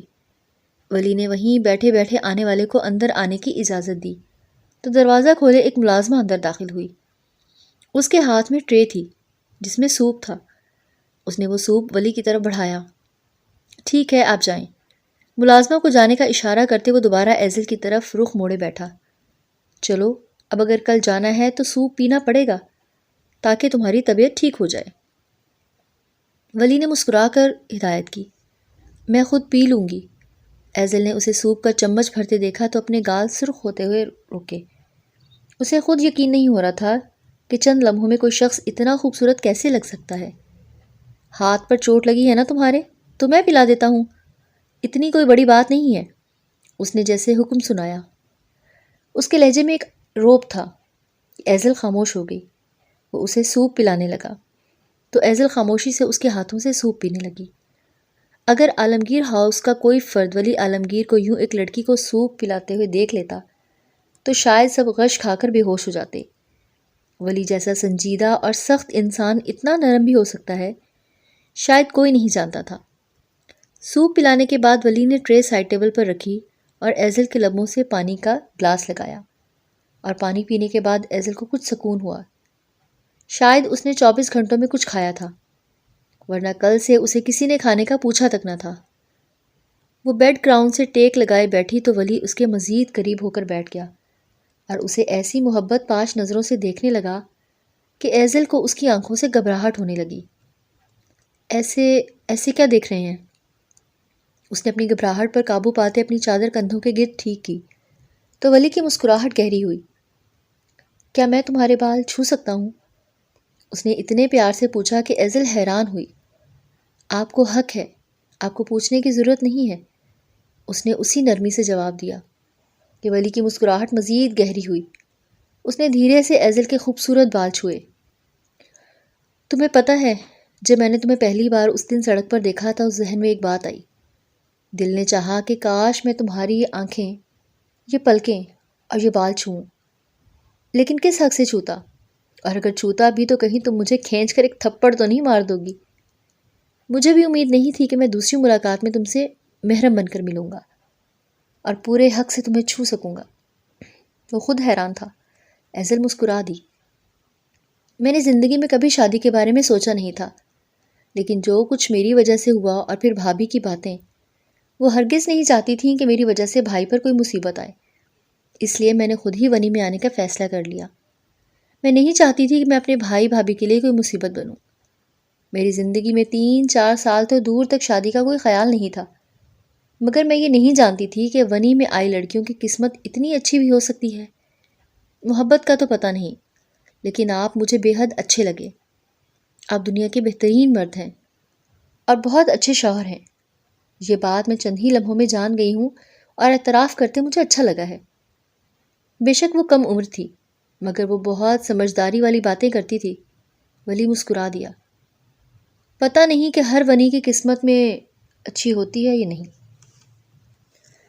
لیکن جو عورت ولی عالمگیر سے تعلق رکھتی ہو، اس کے ساتھ میں کبھی بھی کوئی بھی برا سلوک برداشت نہیں کر سکتا۔ اگر تمہاری جگہ کوئی اور لڑکی ہوتی تو اس کے ساتھ بھی میں ایسا رویہ بھی برداشت نہ کرتا۔ پھر تم تو میری محبت ہو۔ محبت کہوں یا عشق، یہ سمجھ نہیں آ رہی۔ بس جو بھی ہو، دل کے بہت قریب ہو۔ اس کے بالوں میں انگلیاں چلاتا اس کے پاس ہی بیڈ گراؤنڈ سے ٹیک لگائے بیٹھا، جھکتے ہوئے بے ساختہ ایزل کے ماتھے پر لب رکھے۔ ایزل کو اپنے سارے وجود میں سکون کا احساس ہوا۔ اس لیے کہتے ہیں کہ جو اچھا ہو اس کے ساتھ ہمیشہ اچھا ہی ہوتا ہے۔ خدا انسان کے لیے کیسے فیصلے کرتا ہے، یہ انسان نہیں جان سکتا، مگر بے شک جو ہوتا ہے وہ بہترین ہوتا ہے۔ وہ دھیرے سے تکیے پر سر رکھے لیٹ گئی۔ اسے اپنے سر میں شدید درد اٹھتا محسوس ہو رہا تھا، مگر ولی کا ہاتھ ابھی بھی اس کے بالوں میں چل رہا تھا اور اسے عجیب سا سکون محسوس ہو رہا تھا۔ اور پھر کچھ ہی دیر میں وہ نیند کی گہری وادیوں میں اتر گئی۔ ایک نئی صبح کا آغاز ہو چکا تھا۔ ولی نے ناشتہ اس کے لیے کمرے میں ہی منگوا لیا تھا۔ دونوں نے کمرے میں ہی ناشتہ کیا تھا۔ ایزل کی طبیعت پہلے سے بہتر تھی، اس کا ہاتھ بھی پہلے سے بہتر تھا، مگر ظاہری سی بات تھی، ہاتھ جلا تھا۔ جلن تو کچھ دن ہونی ہی تھی۔ پھر وہ اسے لے کر حویلی سے باہر آیا اور اس کے ساتھ شہر چلی آئی۔ یہ دیکھ کر نمرا تو اندر ہی اندر بہت جلی تھی، مگر ولی نے کسی کو بھی کوئی وضاحت دینا ضروری نہیں سمجھا۔ وہ اس کی بیوی تھی اور اسے اپنی بیوی کو کہیں بھی لے کر آنے جانے کے لیے کسی کی اجازت یا کسی کی وضاحت دینے کی کوئی ضرورت نہیں تھی۔ سب سے پہلے وہ اسے ہاسپٹل لایا، اس کے سارے ٹیسٹ کروائے، اس کی میڈیسنز لیں۔ ڈاکٹر نے اسے امید دلائی تھی کہ اگر ایزل باقاعدگی سے میڈیسن استعمال کرتی ہے تو بہت جلد وہ استھما جیسے مرض سے چھٹکارا پا لے گی۔ اس کے بعد وہ اسے اپنے ساتھ شاپنگ پر لے گیا، اسے اس کی ضرورت اور اپنی پسند کی تمام چیزیں دلائیں، کافی سارے کپڑے، جوتے اور بھی بہت ساری چیزیں۔ ایزل نے منع نہیں کیا۔ اس کے بعد وہ اپنے بھائی سے ملنے اپنے گھر آ گئی۔ کاشف اسے دیکھ کر بہت خوش ہوا تھا اور ولی کا بہت شکریہ ادا کیا کہ اس نے اس کی بہن کے ساتھ اچھا سلوک کیا اور اسے ملوانے لے آیا۔ اسے بہت خوشی ہوئی تھی کہ ولی اچھا انسان ہے اور وہ گاؤں والوں کی طرح جاہل اور ظالم نہیں ہے۔ ولی نے اسے یقین دلایا تھا کہ جب بھی وہ ایزل سے ملنا چاہے وہ بھی آ سکتا ہے۔ جب بھی ایزل اسے ملنا چاہے وہ ایزل کو شہر لے کر آئے گا، اسے کوئی مسئلہ نہیں ہے۔ کاشف نے ایزل سے معافی مانگی تھی کہ اس کی وجہ سے اتنا کچھ ہو گیا، مگر وہ اپنے بھائی سے بالکل بھی ناراض نہیں تھی۔ وہ تو اپنے بھائی سے مل کر بہت خوش تھی، جبکہ زارا نے سکون سے کہا تھا کہ میں تو پہلے ہی جانتی تھی کہ یہ ولی اچھا لڑکا ہے، اس لیے تو میں نے کہا تھا کہ ایزل کا نکاح اس سے کروا دیتے ہیں، کیونکہ ان لوگوں نے اکثر سعد سے ولی کا ذکر سنا تھا۔ مگر پھر بھی کاشف ایزل کے لیے پریشان تھا، مگر آج ایزل سے مل کر وہ پرسکون ہو گیا تھا۔ دوپہر کا کھانا ان لوگوں نے وہیں کھایا تھا۔ پھر شام کو وہ لوگ واپس حویلی آئے تھے۔ کہاں گئے تھے تم ولی؟ اس سے پہلے کہ وہ سیڑھیاں چڑھتا، احمد عالمگیر کی آواز پر اس کے قدم رکے۔ مجھے شہر کچھ کام تھا دادا، وہیں گیا تھا، سکون سے جواب دیا۔ ایسا کون سا کام تھا جس کے لیے اسے ساتھ لے کر گئے تھے؟ انہوں نے ایک تیکھی نگاہ ایزل پر ڈالی جس نے گھبرا کر ولی کا بازو پکڑ لیا تھا۔ یہ میری بیوی ہے دادا، کیا اب اپنی بیوی کو کہیں لے کر جانے کے لیے مجھے آپ کی اجازت کی ضرورت ہے؟ اس کا لہجہ سخت ہوا، مگر وہ بدتمیزی نہیں کر رہا تھا، پھر بھی سختی سے پوچھ رہا تھا۔ احمد عالمگیر صاحب ایک دم خاموش ہو گئے۔ بہتر ہوگا ولی اسے اس کی اوقات میں رکھو۔ اس سے پہلے ولی دوبارہ سیڑھیاں چڑھتا چچی کی آواز پر اس کے قدم ایک بار پھر رکے۔ اگر آپ نے اپنے بیٹے کو اس کی اوقات میں رکھا ہوتا تو آج یہ حالات نہ ہوتے۔ وہ الفاظ ان کے منہ پر مارتا ایزل کا ہاتھ پکڑے سیڑھیاں چڑھتا اوپر جا چکا تھا۔ پیچھے چچی کا منہ ایسا ہو گیا جیسے کسی نے کھولتا ہوا تیزاب ان کے چہرے پر انڈیل دیا ہو، اور کمرے میں داخل ہوتی ایزل نے بے بسی سے ولی کو دیکھا۔ آپ کے سب گھر والے مجھ سے نفرت کرتے ہیں۔ وہ کبھی مجھے آپ کی بیوی کی حیثیت سے قبول نہیں کریں گے کیونکہ میری وجہ سے آپ کے بھائی کی موت ہوئی ہے۔ ایزل کی آنکھوں میں بے اختیار آنسو آ گئے۔ ولی نے اسے کندھوں سے پکڑے بیڈ پر بٹھایا۔ تم کیوں رو رہی ہو؟ تم نے کچھ غلط تھوڑی کیا ہے، اور جہاں تک رہی بات گھر والوں کی تو میری کوشش تو یہی ہے کہ میں ان کا دل تمہاری طرف سے نرم کر سکوں، اور میں نہیں چاہتا کہ آئندہ اس گاؤں میں ونی جیسی کوئی بھی رسم ہو۔ لیکن اگر وہ پھر بھی تمہیں قبول نہیں کریں گے تو اس کا ایک ہی حل ہے، میں تمہیں اپنے ساتھ شہر لے جاؤں گا، اور وہاں میرا اپنا گھر ہے، ہم وہیں رہیں گے۔ میرے والدین ایسی سوچ کے نہیں ہیں، وہ تو میری پسند کو فوراً قبول کر لیں گے، وہ کھلے ذہنوں کے مالک ہیں، مگر گاؤں والوں کی سوچ بدلنے میں کچھ وقت لگ سکتا ہے، اور تمہیں رونے کی ضرورت نہیں ہے۔ ولی اس کے آنسو اپنے ہاتھ سے صاف کر رہا تھا کہ ایزل کو کچھ حوصلہ ہوا۔ 3-4 دن ہو گئے تھے وہ حویلی میں ہی تھا۔ ایزل کو چھوڑ کر وہ آفس نہیں جانا چاہتا تھا کیونکہ اسے نمرا یا سونیا بھابھی پر کوئی بھروسہ نہیں تھا، اور پھر چچی کا حال بھی ان سے الگ نہ تھا۔ اگلے دن ہی ولی نے ایزل کے ساتھ ڈائننگ ٹیبل پر بیٹھ کر کھانا کھانے کی کوشش کی تھی، مگر سب گھر والے تو غصے میں آ گئے اور یہ کہہ کر اٹھ گئے کہ اس ونی کی اتنی اوقات کہ وہ اب حویلی والوں کے ساتھ بیٹھ کر کھانا کھائے۔ مگر ولی کو اس بات سے فرق نہیں پڑا تھا، لیکن ایزل کی دل آزاری نہ ہو اس لیے دوبارہ وہ اسے اپنے ساتھ ڈائننگ ٹیبل پر نہیں لایا، بلکہ وہ دونوں کھانا کمرے میں ہی کھا رہے تھے، اور وہ آفس کا کام بھی گھر سے ہی کر رہا تھا۔ آج ان کے نکاح کو 1 ہفتہ ہو چکا تھا۔ اب ایزل کا ہاتھ پہلے سے بہت بہتر تھا، اور اس کے جسم پر موجود زخم بھی کافی حد تک مندمل ہو چکے تھے۔ وہ بیڈ پر بیٹھی کسی کتاب کا مطالعہ کر رہی تھی کہ یہاں پر ولی کے پاس کافی ساری کتابیں موجود تھیں، وہ جو اکثر اپنے کمرے میں پڑھنے کے لیے رکھتا تھا۔ اس لیے ایزل بھی فری ٹائم میں کتابیں پڑھ لیتی تھی، کیونکہ ولی اسے گھر کا کوئی بھی کام کرنے کی اجازت نہیں دے رہا تھا، اور نہ ہی اسے کمرے سے باہر نکالنے کے لیے زیادہ فورس کرتا تھا، کیونکہ وہ نہیں چاہتا تھا کہ وہ کمرے سے باہر جائے اور پھر کسی نہ کسی سے اس کی بحث ہو جائے۔ وہ کوئی کال سنتا بالکنی میں کھڑا تھا اور ایزل بیڈ پر بیٹھی کتاب کا مطالعہ کر رہی تھی۔ جب ولی کال پر بات ختم کرتے بالکنی کا دروازہ بند کرتے کمرے میں داخل ہوا، اس کی نگاہ ایزل تک گئی۔ اس نے بلیک فراک پہن رکھی تھی، دوپٹہ ایک سائڈ پر پڑا تھا، اس کے خوبصورت بال شانوں پر بکھرے ہوئے تھے۔ دنیا جہان سے غافل اپنی ذات میں مصروف کتاب پڑھتی ہوئی ولی کو دنیا کی سب سے خوبصورت لڑکی محسوس ہوئی۔ ایسا خوبصورت منظر اس نے شاید زندگی میں کبھی نہیں دیکھا تھا۔ وہ جب بھی اسے دیکھتا تھا تو اسے ایسا محسوس ہوتا تھا کہ ہر دوسری نگاہ کے ساتھ اسے مزید محبوب ہوتی جا رہی ہے۔ وہ اس کے پاس بیڈ پر آ بیٹھا، دھیرے سے اس کے ہاتھ سے کتاب لے کر سائڈ پر رکھی تو ایزل نے چونک کر اسے دیکھا۔ کیا ہر وقت ان کتابوں میں مصروف رہتی ہو؟ کبھی اپنے شوہر پر بھی توجہ دے دیا کرو۔ وہ بیڈ گراؤنڈ سے ٹیک لگائے بیٹھا اور پھر ایزل کو اپنی طرف کھینچا۔ ایزل اس کے سینے پر آ گری۔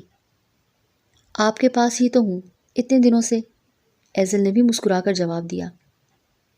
ہاں، مگر بہت دور ہو مجھ سے، ولی نے خمار زدہ لہجے میں کہتے اس کے ماتھے پر لب رکھے، پھر اس کی پلکوں کو لبوں سے چھوا۔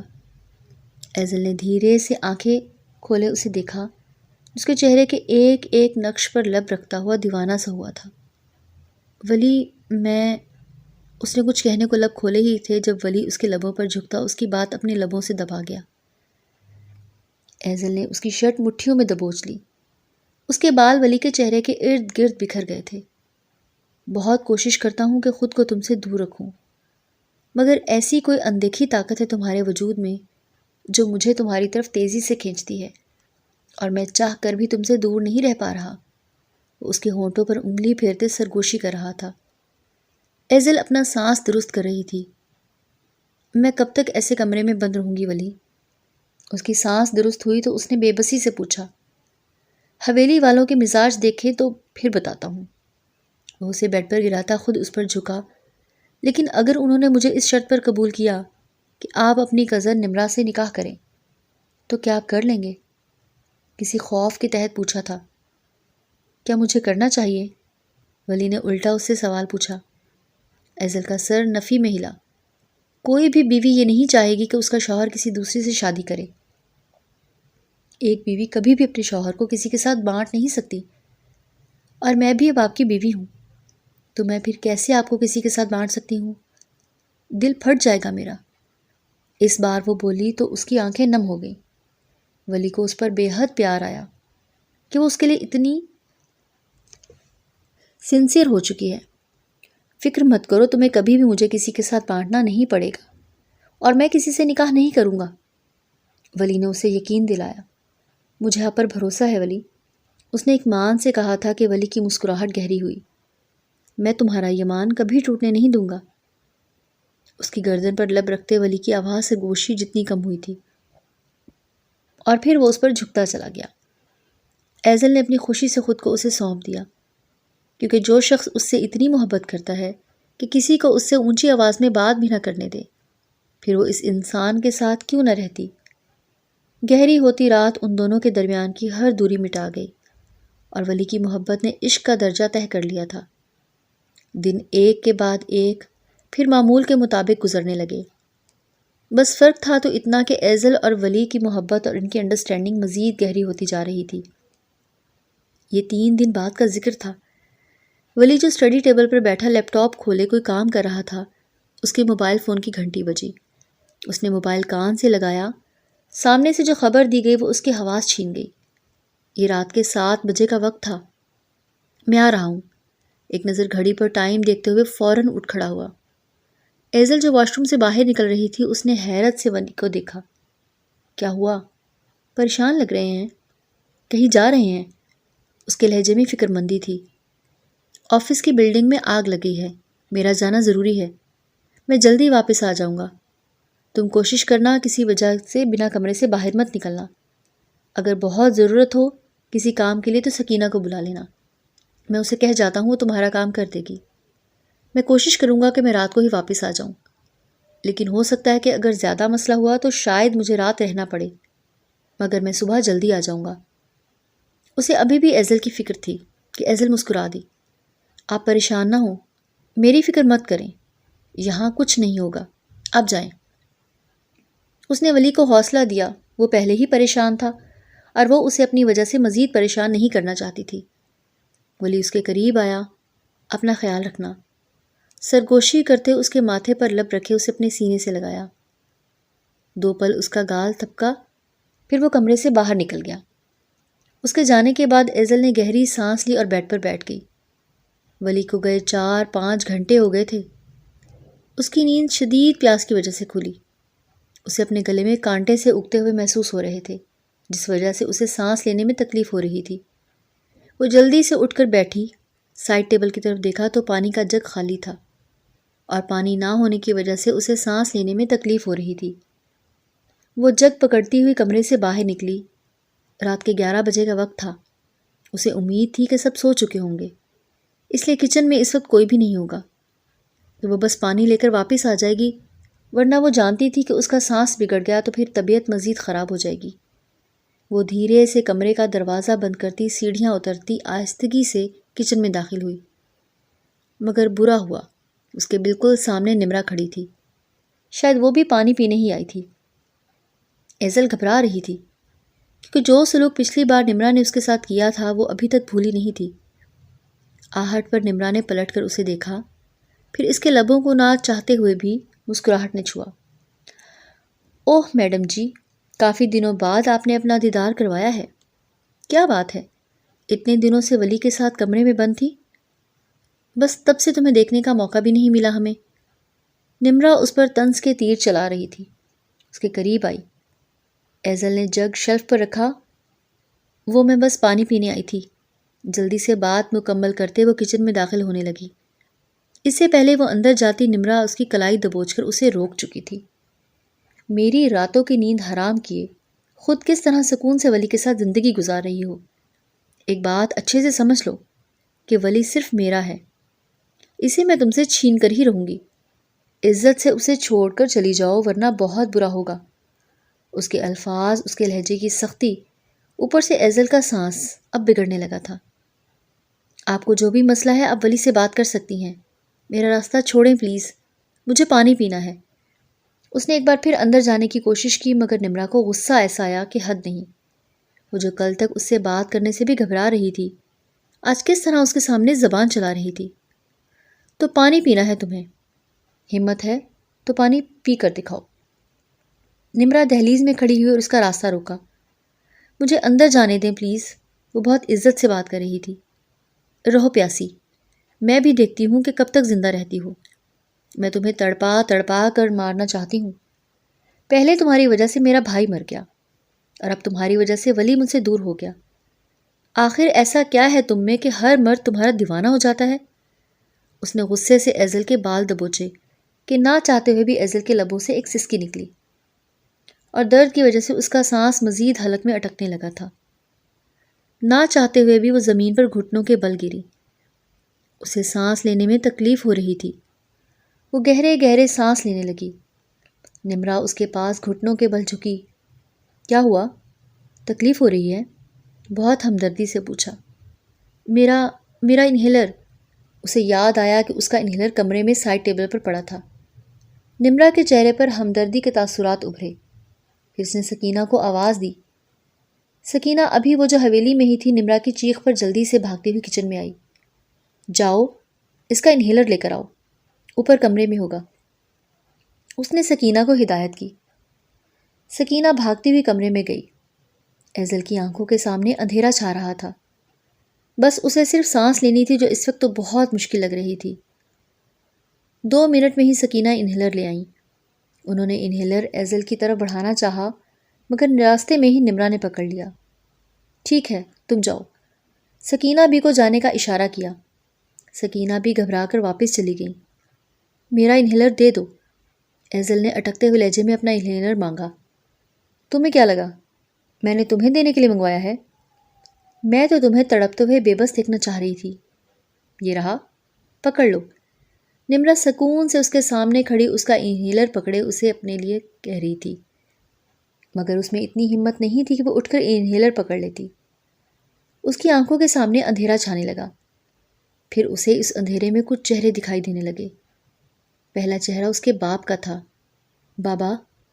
اس کے حلق سے ایک گھٹی گھٹی سی چیخ نکلی۔ اسے سانس لینے میں تکلیف ہو رہی تھی۔ پھر اس نے اپنے بھائی کا چہرہ دیکھا۔ وہ اپنے سینے کو مسلتی ہوئی وہیں زمین پر ڈھیر ہو گئی۔ اس کا سانس حلق میں ہی اٹک گیا تھا۔ میرا انہیلر! اس نے آنکھیں بند ہونے سے پہلے اپنے سامنے کھڑی اس سفاک عورت کو دیکھا جو اس کا انہیلر ہاتھ میں پکڑے سکون سے اسے زمین پر گری تڑپتے ہوئے دیکھ رہی تھی۔ اس نے بے ہوش ہونے سے پہلے فریاد کی، اپنا ہاتھ پھیلانا چاہا مگر دل کی دھڑکن رک رہی تھی۔ پھر اس کے سر پر زمین اور آسمان گھوم گئے۔ آنکھوں کے سامنے گہرا اندھیرا چھایا۔ کہیں دور سے اس نے ایسا محسوس کیا کہ کوئی اس کا گال تھپ تھپا رہا تھا۔ ایزل! ایزل! آنکھیں کھولو، ادھر دیکھو میری طرف۔ وہ کسی مرد کی بھاری اور سنجیدہ آواز تھی۔ ہاں، وہ یہ آواز پہچان سکتی تھی مگر اس آواز میں ایک گہری فکر تھی۔ ولی؟ ایزل کے لبوں سے ایک ٹوٹی پھوٹی سرگوشی نکلی اور پھر وہ اس کے باہوں میں ہی جھول گئی۔ ولی جو ابھی حویلی میں داخل ہی ہوا تھا ایزل کو ایسے کچن کی دہلیز میں گرا دیکھ کر فوراً اس کے پاس آیا۔ نمرا نے اسے دیکھا تو جلدی سے انہیلر شیلف پر پھینک دیا۔ ولی ایزل کا گال تھپ تھپا رہا تھا مگر وہ بے ہوش ہو گئی تھی۔ کیا کیا تم نے میری بیوی کے ساتھ بتاؤ؟ وہ نمرا کو دیکھ کر چیخا۔ میں نے تو کچھ بھی نہیں کیا، میں نے تو اسے ہاتھ بھی نہیں لگایا، نمرا نے معصومیت سے جواب دیا۔ دیکھ لوں گا تمہیں، اگر میری بیوی کو ایک آنچ بھی آئی تو تمہیں میں زندہ زمین میں گاڑ دوں گا، سمجھی؟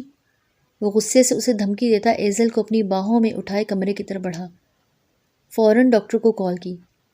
ڈاکٹر نے آ کر اس کا چیک اپ کیا۔ میں نے کہا تھا ولی اس کا خاص خیال رکھو، اسے سانس لینے میں تکلیف ہوتی ہے، اگر کچھ دیر مزید سانس ٹھیک سے نہ آتا تو خدا نخواستہ اس کے دل کی دھڑکن بھی رک سکتی تھی۔ فی الحال میں نے انجیکشن لگا دیا ہے، اب یہ ٹھیک ہے۔ ڈاکٹر کی باتیں سنتے ولی کی آنکھوں کی سرخی تیز ہوئی۔ تم پھر بھی ایک بار اسے دوبارہ ہاسپٹل لے جا کر اچھے سے چیک اپ کروا لینا۔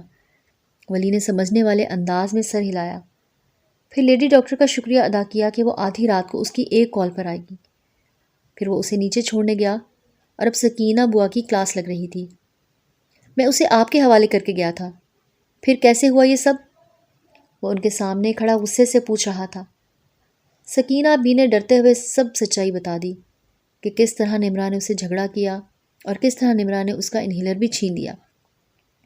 یہ سنتے تو جیسے ولی کے تن بدن میں آگ لگے۔ فی الحال وہ برداشت کر گیا، مگر یقیناً اگلی صبح حویلی میں ایک تماشا لگنے والا تھا۔ وہ کمرے میں داخل ہوا تو ایزل انجیکشن کے زیر اثر ابھی بے ہوش تھی۔ وہ اس کے پاس آ کر بیٹھا، اس کے بالوں پر اور اس کے ماتھے پر لب رکھے۔ آئی ایم سوری، ساری غلطی میری ہے۔ میں کیوں ان لوگوں پر بھروسہ کر کے گیا؟ اس کی آنکھوں میں نہ چاہتے ہوئے بھی آنسو اکٹھے ہوئے۔ اگر آج ایزل کو کچھ ہو جاتا تو کیا ہوتا؟ یہ سوچ ہی اس کی جان لے رہی تھی۔ حویلی میں اگلی صبح کا آغاز ہوا۔ اس نے دھیرے سے آنکھیں کھولیں تو اس کی نگاہیں کمرے میں گھومیں۔ پھر اس نے آس پاس دیکھا تو اس کے پاس ہی ولی بیڈ گراؤنڈ سے ٹیک لگائے بیٹھا تھا۔ اس کا ایک ہاتھ اپنے ہاتھ میں لے رکھا تھا اور وہ بیٹھا بیٹھا ہی سو گیا تھا۔ ایزل کو جی بھر کر اس پر پیار آیا۔ پھر اسے یاد آیا کل رات ولی اس کے پاس تھا اور پھر وہ بے ہوش ہو گئی تھی۔ اگر ولی نہ ہوتا تو شاید ابھی وہ زندہ بھی نہ ہوتی۔ اس نے اٹھ کر بیٹھنے کی کوشش کی، جس سے بیڈ پر آہٹ ہوئی اور آہٹ سے ولی کی آنکھ کھلی۔ وہ کچی نیند میں تھا۔ ہوش آ گیا تمہیں؟ اپنی آنکھیں مسلتے ہوئے اس نے بھاری آواز میں پوچھا۔ اس کی آواز نم سی محسوس ہوئی۔ ٹھیک ہو تم؟ ولی نے پھر پیار سے پوچھا۔ ایزل نے اسبات میں سر ہلایا۔ ٹھیک ہوں میں، پریشان مت ہوں آپ۔ وہ جانتی تھی کہ ولی کافی پریشان ہو چکا ہوگا، اور ایزل کی اس بات پر ولی کے چہرے کے نقوش بگڑے۔ میں تمہارے لیے ناشتہ منگواتا ہوں، ناشتہ کر لو، پھر اپنا سامان پیک کرو، ہم ابھی شہر جا رہے ہیں۔ اب مزید ایک پل کے لیے بھی میں یہاں نہیں رکوں گا۔ سختی سے اپنا فیصلہ سنا چکا تھا۔ ایزل نے کچھ نہیں کہا، بس اسبات میں سر ہلایا۔ وہ کمرے سے باہر آیا تو سب بڑے لاؤنج میں ہی موجود تھے۔ ملازمہ کے ذریعے تمام سامان وہ پہلے ہی گاڑی میں رکھوا چکا تھا۔ کہیں جا رہے ہو ولی؟ دادا نے اسے اس طرح سامان لے جاتے دیکھا تو پوچھا۔ جی، میں شہر جا رہا ہوں اور اب واپس گاؤں نہیں آؤں گا۔ اس کے ایسے الفاظ سب کو ہلا کر رکھ گئے۔ یہ کیا کہہ رہے ہو تم؟ انہوں نے دہلتے ہوئے پوچھا۔ یہ تو آپ اپنی اس لاڈلی پوتی سے پوچھیں کہ کل رات تقریباً اس نے میری بیوی کو مار ہی دیا تھا۔ اگر میں وقت پر نہ آتا تو یہ اسے مار چکی ہوتی۔ دل تو میرا چاہ رہا ہے کہ اسے زمین میں زندہ گاڑ دوں، مگر میں صرف آپ کی وجہ سے لحاظ کر رہا ہوں۔ اب میں ایزل کو 1 منٹ کے لیے بھی یہاں نہیں رکھ سکتا۔ یہاں تو اس کی جان کو 24 گھنٹے خطرہ ہے۔ میں ہر وقت اس کے ساتھ بندھ کر تو نہیں رہ سکتا۔ مجھے اپنے کام کے لیے بھی جانا ہوگا۔ آپ لوگوں کا کیا بھروسہ پیچھے سے میری بیوی کو جان سے مار دیں؟ اور میں اس کی جان پر کوئی رسک نہیں لے سکتا۔ اپنے کمرے سے نکلتی نمرا نے گھبراہٹ کے مارے یہ منظر دیکھا۔ اسے امید نہیں تھی کہ ولی اتنا سنجیدہ فیصلہ کر دے گا۔ مگر تم اس طرح ہمیں چھوڑ کر کیسے جا سکتے ہو؟ تم جانتے ہو کہ تم ہمارے واحد وارث ہو۔ ہمارے بعد تم نے ہی تو اس گدی پر بیٹھنا ہے۔ وہ سرداری کی طرف اشارہ کر رہے تھے۔ ولی نے اذیت سے آنکھیں میچ لی۔ پلیز، مجھے تو آپ اس گھٹیا سرداری سے دور ہی رکھیں۔ اگر میں سرداری پر بیٹھا تو پھر فیصلے میرے حساب سے ہوں گے، اور آپ کو اس گاؤں سے ہر فضول رسم و رواج ختم کرنا ہوگا، جو کہ آپ کریں گے نہیں۔ اس لیے بہتر ہوگا کہ آپ سعد کے بیٹے کے بڑے ہونے کا انتظار کریں اور اسے ہی اس گدی پر بٹھائیں۔ میں اس قابل نہیں ہوں۔ اس نے سعد کے بیٹے کی طرف اشارہ کیا جو سونیا کی گود میں تھا۔ مگر تم اتنا بڑا فیصلہ کیسے کر سکتے ہو ولی؟ تم ہمیں چھوڑ کر کیسے جا سکتے ہو؟ دادا کا ہاتھ اپنے دل پر گیا۔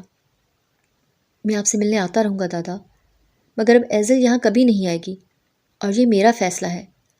اگر آپ چاہتے ہیں کہ میں دوبارہ یہاں پر آ کر رہوں تو اس کے لیے آپ کو نہ صرف ایزل کو قبول کرنا ہوگا، مگر اس سے پہلے نمرا کی شادی کہیں اور کروانی ہوگی۔ جب تک آپ کی یہ پوتی اس گھر میں ہے، میں اس گھر میں نہیں آؤں گا۔ باقی جہاں تک رہی بات سرداری کی، تو آپ کے پاس آپ کا ایک اور وارث ہے، وہ ایک بار پھر اپنے اس 2 سال کے بھتیجے کی طرف اشارہ کر رہا تھا۔ دادا ایک دم خاموش ہو گئے۔ اتنے میں ایزل سیڑھیاں اتر کر نیچے آئی۔ وہ رات سے کتنی کمزور نظر آ رہی تھی۔ ولی نے اس کا ہاتھ پکڑا۔ ایزل نے بے بسی سے ان سب کو دیکھا، پھر وہ اس کے ساتھ اس دہلیز کو پار کر گیا۔ انہیں شہر میں آئے کچھ دن ہو گئے تھے اور اس وقت وہ بالکنی میں کھڑی شہر کی روشنیاں دیکھ رہی تھی جب ولی اس کے پاس آ کر کھڑا ہو گیا اور اسے اپنے حصار میں لیا۔ وہ جب سے شہر آئے تھے تب سے ایزل ایک بار بھی دوبارہ گاؤں نہیں گئی، مگر ولی ہر ہفتے بعد گاؤں چلا جاتا تھا اور دادا سے مل لیتا تھا۔ دادا نے نمرا کا رشتہ کہیں اور طے کر دیا تھا، مگر وہ ولی کے علاوہ کسی سے شادی نہیں کرنا چاہتی تھی، مگر دادا کے حکم کے خلاف بھی نہیں جا سکتی تھی۔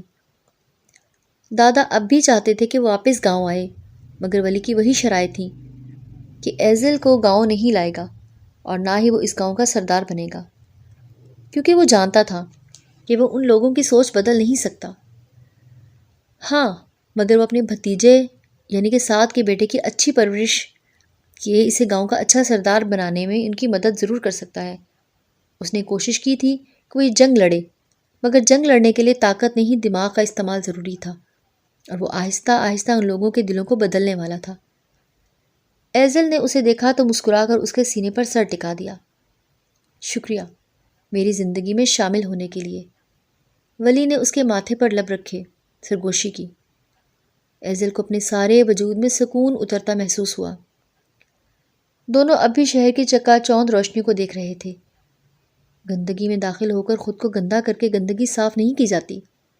گندگی کو صاف کرنے کے لیے پہلے خود گندگی سے باہر نکلنے کی ضرورت پڑتی ہے، اور بس ولی نے بھی وہی کیا تھا۔ اسے امید تھی کہ وہ اپنے ارادوں میں کامیاب ہو جائے گا، اور وہ خوش تھا کہ اس کا سکون اس کے پاس اس کی باہوں میں موجود تھا۔